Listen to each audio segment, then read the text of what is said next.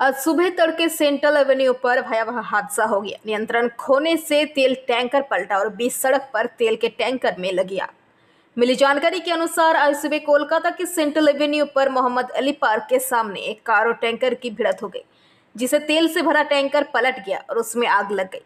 अचानक हुई इस घटना से एक बारंगी लोगों में भय व्याप्त हो गया। टैंकर को जलता देख लोगों ने फायर ब्रिगेड को फोन किया। मौके पर पहुंची 10 गाड़ियों ने 3 घंटे बाद आग पर काबू पाया और उसके बाद जब ड्राइवर को खोजा तो उसकी जली अवस्था में केबिन में बॉडी मिला। कुछ देर के लिए रास्ता भी बाधित हो गया, जिसे बाद में पुलिस ने खुलवाया।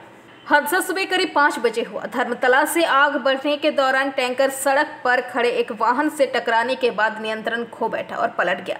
देखते ही देखते आग लग गई और चारों तरफ काला धुआं छा गया। आग सड़क किनारे स्थित एक घर में भी फैल गई। आवाज हम गेट अंदर चले गए, हम बोला चला आराम से आवाज आया, आवाज दोनों गाड़ी धक्का मारा।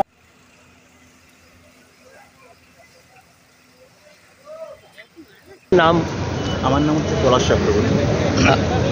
কখন দেখেছেন? দেখুন, আমি বললাম না 5:15 সময়, 5টা থেকে একটু আওয়াজ আসছিল। 5:15 সময় আমি আমার সাদা বিল্ডিং থেকে নিচে নামি। পাশের বিল্ডিংটাই আমার, যেখানে ঘটনাটা ঘটেছে।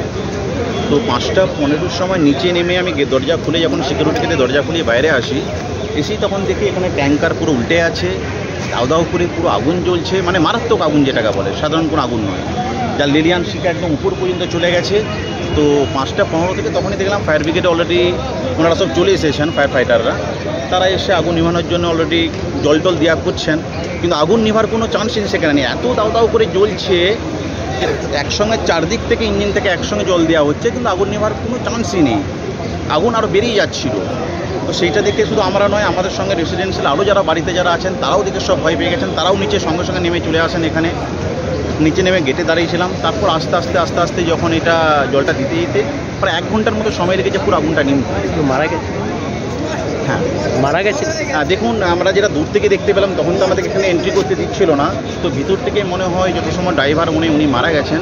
একটা ডেড বডির মতো বার করা হয়েছে, যেটা পুলিশ ভ্যানেতে করে নিয়ে যাওয়া হয়েছে। আর বাকি কোনো আহত সেরকম হয়েছে বলতে পারবো না। তবে কিছু দোকান, যেটা সার্জিক্যাল দোকান ছিল, আমাদেরও নিজস্ব একটা দোকান আছে পাশেই, কিন্তু সামনে যেটা একটা দোকান ছিল রিলেটিভদেরই, সেই দোকানের ভিতর থেকে এখনও ধোঁয়া বেরোচ্ছে, আগুনও জ্বলছিল। জাস্ট গ্যাস কাটার দিয়ে গেটটা কেটে ভিতরে ঢোকা হয়েছে। এখন দেখা হচ্ছে ভিতরে কী ক্ষয়ক্ষতি হয়েছে। নামটা? আমার নাম পলাশ চক্রবর্তী। আমি ব্যুরো রিপোর্ট, PBTV নিউজ।